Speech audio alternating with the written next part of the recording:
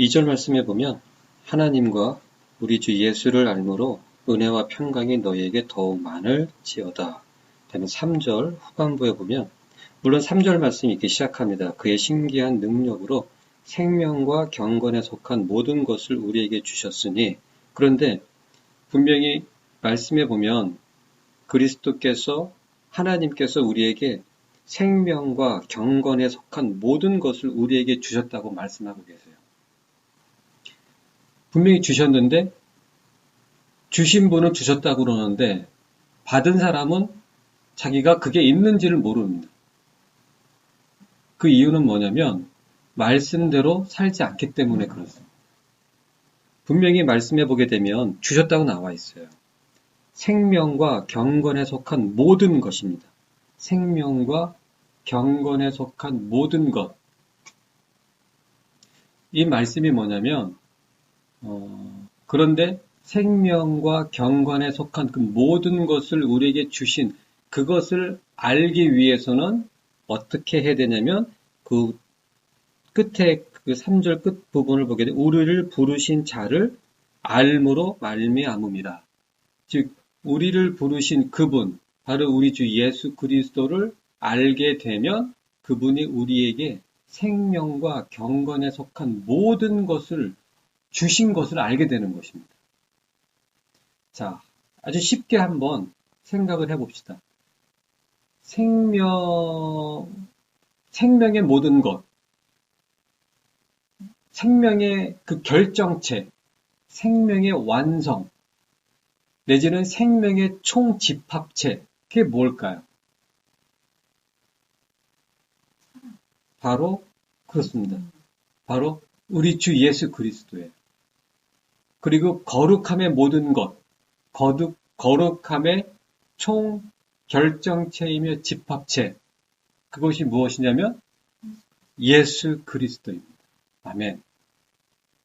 결국엔 예수 그리스도를 알므로 예수 그리스도가 어떠한 존재인지를 알게 되는데, 와, 바로 생명의 결정, 생명의 종결자, 생명의 총결정체, 거룩함의 총결정체, 그분이 바로 예수님이신 거예요.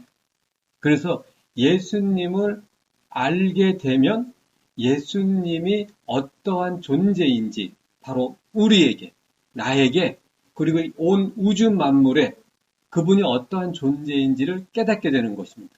우리는 하나님의 아들이시고 말씀이시고 하늘과 땅을 창조하신 분, 그것도 정말 엄청난 것인데 사실은 예수 그리스도를 알게 되면 알게 될수록 그분의 그 거룩함과 그 생명이 얼마나 엄청난 것인지 깨달아지게 된다고 하는 것입니다. 하나님께서는 왜 우리에게 영생을 주셨냐면 바로 하나님이신 우리 주 예수 그리스도의 생명과 거룩함과 그 영광은 무한하기 때문에 그 무한함을 알기 위해서는 영원한 시간이 필요한 겁니다. 그러니까 우리가 이제 예수님을 한 1억 년 살면 예수님 이제 다 알았습니다. 하나님이 어떤 분이신지 이제 다 알았어요. 제가 1억 년 정도를 살아보니까 하나님과 살아보니까 제가 하나님 어떤 분인지 다 알겠습니다. 라고 생각하는 그 순간 다시 또 우리는 놀라게 되는 거예요. 왜? 무한하시기 때문에. 1억 년이 아니라 영원한 시간을 가지고 살아야 하나님의 그 무한함을 알 수가 있는 것입니다. 결국엔 결론은 뭐냐면 하나님을 다 알 수 없다. 왜? 무한하시기 때문에. 그래서 영원한 생명을 우리에게 허락해 주시는 거예요. 바로 하나님의 그 무한함에 동참하도록 우리에게 그 영광이죠, 정말. 영원한 생명을 허락해 주신 것입니다. 그 이유는 바로 하나님의 그 무한하심 세계, 하나님의 그 무한하심에 동참케 해주시는 것입니다. 그렇다면 어떻게 해야 우리는 예수님을 알 수 있을 것인가? 여기에 베드로후서 오늘 본문의 1장의 그 1절부터 11절까지의 이 말씀에 보게 되면 아주 핵심 되는 그 단어가 무엇이냐면 2절에 나와 있는 알므로, 그리고 3절에 나와 있는 또 알므로, 그리고 8절에 나와 있는 알기에 게으르지 않고, 즉 예수님을 알아야 된다고 지금 반복적으로 베드로 사도께서 강조하고 계십니다. 2절 말씀에 예수를 알므로, 하나님과 우리 주 예수를 알므로 은혜와 평강이 너희에게 더욱 많을지어다. 주님 은혜를 주시옵소서, 하나님 평안을 주시옵소서. 그럴 때에 하나님께서는 이 말씀을 통하여서 우리에게 제시합니다. 네가 예수 그리스도를 알게 되면 은혜와 평강이 더욱 많게 돼. 하나님은 그냥 그것이 아니고 그것을 알 수 있는 방법을 우리에게 제시하시는 겁니다. 우리는 항상 그렇죠. 하나님 소원을 좀 이루어 주십시오. 그러면은 우리가 여호와 하나님을 기뻐하겠습니다. 하지만 하나님은 여호와를 먼저 기뻐해라. 그리하면 내가 너의 소원을 이루어 주리라. 하나님, 이 모든 것을 좀 더하여 주시고 응답하여 주시옵소서. 하지만 하나님은 먼저 그 나라와 그 의를 구하라. 그리하면 이 모든 것을 내가 너에게 더하여 주리라. 하나님의 방법은 그겁니다. 그래서 평안과 은혜와 평강이 우리에게 더욱 넘치길 원한다면 주시옵소서가 아니라 예수 그리스도를 알므로 은혜와 평강이 더 풍성해지는 것이고, 예수 그리스도를 알므로 3절 말씀에 생명과 경건에 속한 모든 것이 우리에게 이미 주어져 있는 것을 또한 깨닫게 되는 것입니다. 그리고 8절 말씀에 우리 주 예수 그리스도를 알기에 게으르지 않고, 즉 예수 그리스도를 알게 되면 알게 될수록 바로 그 다음 그 구절이 뭐냐면 열매 없는 자가 되지 않게 하려니와, 즉 예수 그리스도를 알게 되면 알게 될수록 우리의 삶에 뭐가 풍성해지냐면 열매가 풍성해지는 것입니다. 그렇다면 예수 그리스도를 안다고 하는 것은 무엇인가?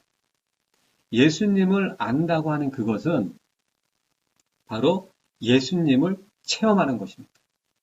히브리적 사고의 야다, 히브리어 야다의 그 안다라고 하는 그것은 무엇이냐면 내가 저 사람을 겪어봐서 내가 아는데, 그런 뜻입니다. 겪어보다, 그런 뜻이에요. 근데 현대 우리 그 사회에서는 일반적으로 아는 것에 대한 정확한, 아주 명확한 구분이 별로 없어요. 내가 만약 누군가를 안다고 그랬을 때 딱 보면은 그 사람에 대해서 아는 게 나이가 몇 살이고, 사는 데가 어디고, 그 다음에 직장은 무엇이고, 그 다음에 식구는 또 어떻게 되어 있고, 그런 거는 동사무소 가가지고 뭐 주민등록 하나 띄워보면은 그냥 다 알 수 있는 것이거든요. 근데 그걸 가지고 안다고 할 수가 없어요. 하지만 근데 그걸 가지고 또 안다고 하는 사람들도 있단 말입니다. 하지만 신앙에서, 히브리적 사고에 신앙에서 안다라고 하는 그것은 그 사람의 인적 상황을 아는 것이 아니라 정말 그 사람을 아는 것입니다. 겪어보지 않고는 알 수 없는 게 사람이라고 그랬어요. 10길 물속은 알아도 정말 사람은 겪어보지 않고는 알 수 없다고 했어요. 그런 것처럼 예수 그리스도를 겪어봐야 되는데, 예수 그리스도를 체험해 봐야 되는데, 과연 예수 그리스도를 그렇다면 체험하는 것은 무엇인가? 바로 말씀으로 사는 것입니다. 요한복음 8장에 보게 되면 예수님께서 직접 제자들에게 이 안다고 하는 것에 대해서 명확한 정의를 가르쳐 주십니다. 말씀이 이렇게 시작이 됩니다. 너희가 내 말에 거하면 참 내 제자가 되고 진리를 알게 되리니 진리가 너희를 자유케 하리라. 그 말씀에 너희가 내 말에 거하면, 즉 예수 그리스도의 그 말씀 안에 거하면 진리를 알게 되리라. 진리를 안다는 것은 바로 우리 주 예수 그리스도를 아는 것인데, 너희가 내 안에 내 말에 거하는 것, 바로 예수님의 그 말씀 안에 거한다고 하는 그것은 말씀으로 사는 삶을 말씀하고 계시는 거예요. 그래서 진리는 순종하지 않고는 그냥 지식일 뿐이지만 그 진리를 순종하게 되면 그 진리가 정말 진리가 되어 내게 진리로 다가온다고 하는 것입니다. 지식으로 오는 것이 아니고 그저 기억하고 있고 외우고 있는 정보가 아니라 진리는 진리대로 순종하며 살게 되면 진리로 와 닿는데 진리는 생명이고 진리는 하나님이시기 때문에 그 생명이 내 안에서 살아나면서 바로 생명 대신 우리 주 예수 그리스도를 자꾸 깨닫게 되는 것입니다. 바로 그것이 예수님을 아는 것이에요. 말씀에 순종하지 않고는 진리를 죽었다 깨어나도 깨달을 수가 없고 그 얘기는 뭐냐면 말씀으로 순종하는 삶이 없이는 우리 주 예수 그리스도를 알래야 알 방법이 없다. 그겁니다. 그래서 이 베드로 사도께서 하시는 이 말씀은 진리에 순종하는 삶으로 은혜와 평강이 너희에게 더욱 많을지니라. 우리가 그냥 쉽게 생각을 해도 말씀으로 정말 순종하는 삶을 살면 은혜와 평강이 넘치는 게 당연하지 않겠습니까? 말씀으로 사는데. 말씀은 이 진리는 절대 흔들리지 않습니다. 이 세상도 흔들리고 저 하늘도 흔들리지만 이 진리는 절대 흔들리지 않아요. 그래서 히브리서 기자 바울 사도께서는 히브리서 13장 말씀에 너희가 진동치 아니할 나라를 받았으니 이렇게 말씀하고 계시는 거예요. 즉 하나님의 나라는 이 예수 그리스도의 진리 안에서 역사하는 이 하나님의 나라는 흔들리지 않고 진동하지 않습니다. 그 말씀은 말씀을 붙잡으면 우리의 삶이 진리를 붙잡으면 진리가 우리의 삶을 붙잡기 때문에 이 세상이 아무리 흔들리고 하늘과 땅이 진동할지라도 우리는 진리가 붙잡고 있기 때문에 절대 흔들리지 않는다고 하는 것입니다. 바로 그 흔들리지 않는 그것이 바로 평안이며 그것이 바로 은혜라고 하는 것입니다. 옛날 말에 모든 길은 로마로 통한다고 했어요. 좀 비유가 좀 우습긴 하지만 우리 모든 신앙의 여러 가지 주제들이 여러 가지가 있어요. 뭐 은혜에 관한 주제, 성화의 거룩함에 대한 주제, 구원에 대한 주제, 축복에 대한 주제, 여러 가지 주제가 있어요. 그러한 모든 주제가 여러 가지이지만 그런 모든 주제를 이루고 해결하고 성취하는 방법은 오직 단 한 가지 방법뿐입니다. 그것이 무엇이냐면 말씀입니다. 왜 말씀이냐면 바로 그 말씀이 예수 그리스도께서 걸어가신 발자취이기 때문에 그렇습니다. 그 발자취대로 따라가는 그것이 말씀대로 따라가는 삶이에요. 그리고 이 말씀 자체이신 예수 그리스도를 말씀으로 살아갈 때 그분을 만나게 되는 것이고 우리 안에서 말씀이신 바로 예수 그리스도가 우리 안에서 나타나게 되어지는 것입니다. 하나님 아버지의 뜻은 데살로니가전서 4장 말씀에는 하나님의 뜻은 이것이니 너희의 거룩함이라고 말씀하셨어요.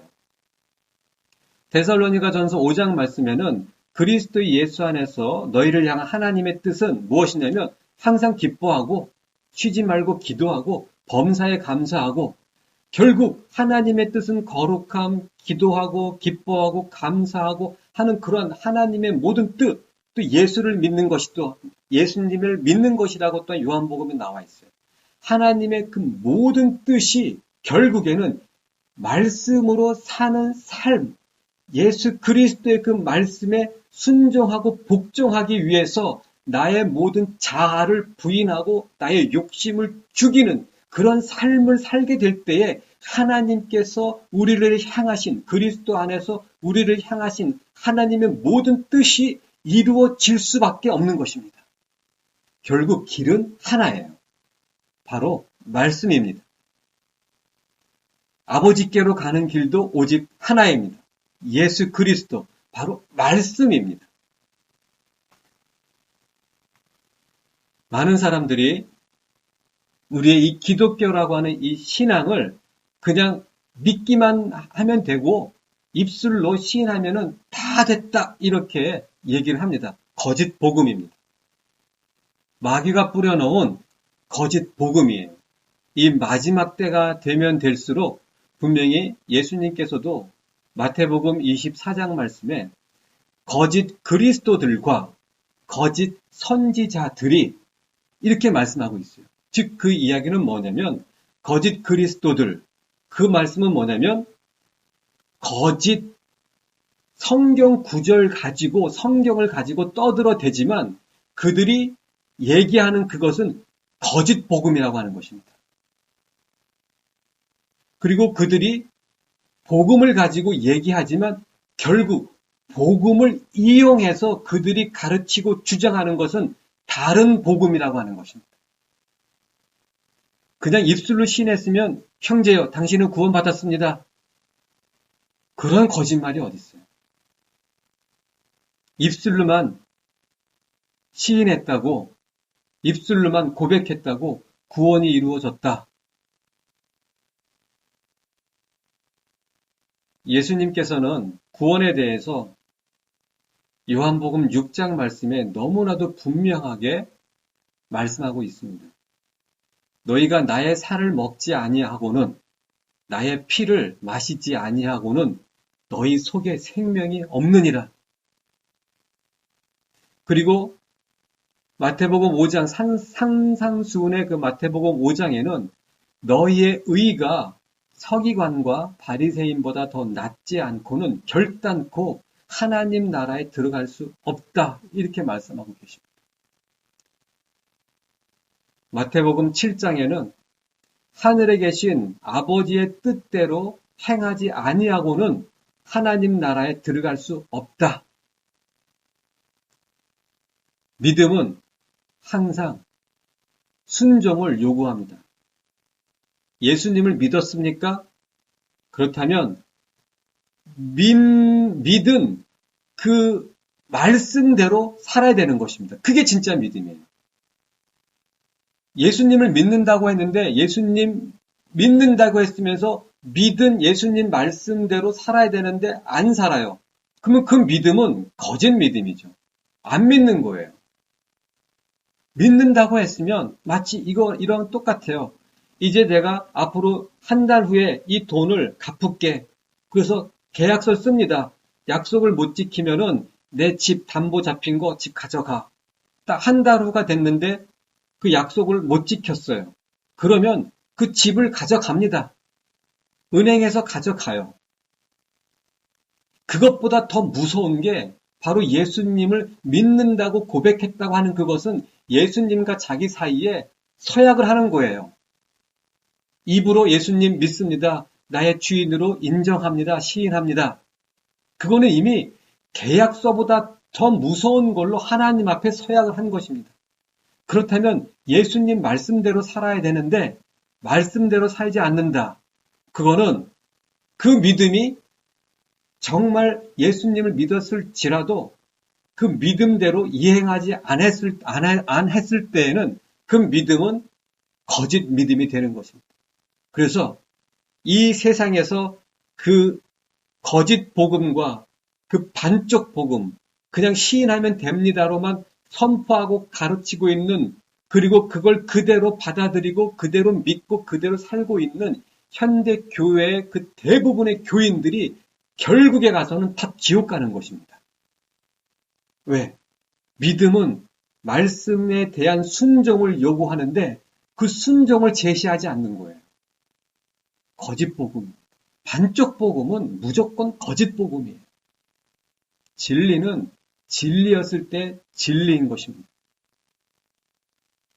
베드로 사도께서 신의 4절 말씀에 보게 되면 신의 성품에 참여하는 자가 되기 위해서는 바로 위에 나와 있는 정욕으로 인하여 세상에서 썩어질 것을 피하여 잘라내라, 그런 뜻입니다.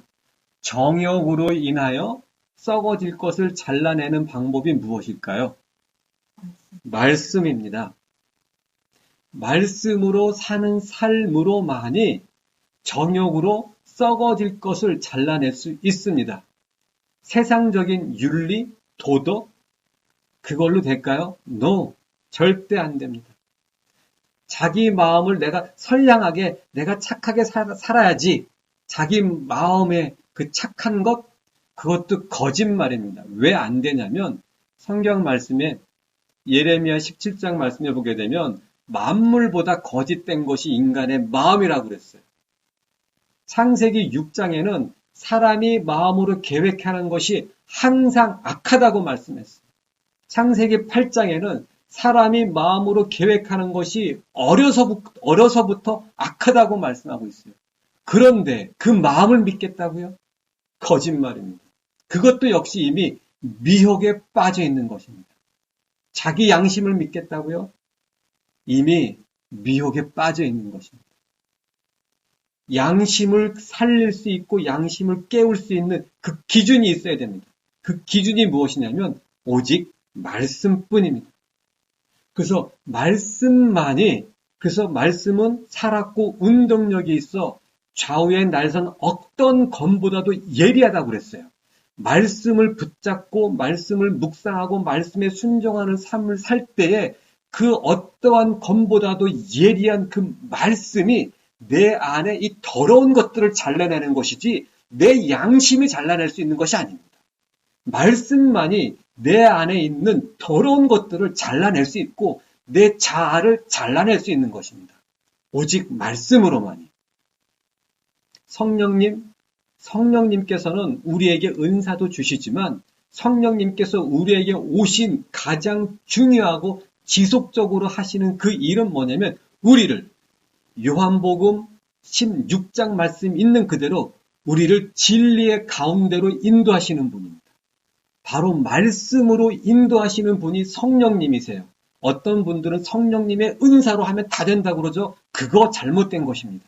위험한 사람입니다. 말씀이 없이 성령의 은사로만 살려고 하는, 신앙생활 하려고 하는 사람들, 그런 사람들은 시간 문제일 뿐이지 귀신에게 사로잡힙니다. 귀신의 가르침에 미혹당할 수 있어요. 성령님께서 하시는 가장 중요한 일, 가장 주된 사역은 무엇이냐면 우리를 진리로 끌고 가시는 거예요. 말씀에 순종하고 말씀에 복종할 수 있도록 우리를 진리로 끌고 가시는 분이 바로 성령님이십니다. 그래서 예수 그리스도께서는 바로 이 말씀을 우리에게 주셨다고 요한복음 17장에 우리에게 말씀하고 계십니다. 너희들이 말씀이 있기 때문에 세상에 속하지 않는 것이다. 너희가 스스로 양심을 바르게 갖고 착한 일을 하기 때문에 이 세상에서 벗어날 수 있는 것이 아니라 너희가 말씀을 가졌기 때문에 아버지여 내가 아버지의 말씀을 저에게 주었나이다. 그러므로 세상이 저희를 미워합니다. 그 이유는 내가 세상에 속하지 아니한 것 같이 저희도 세상에 속하지 않기 때문입니다.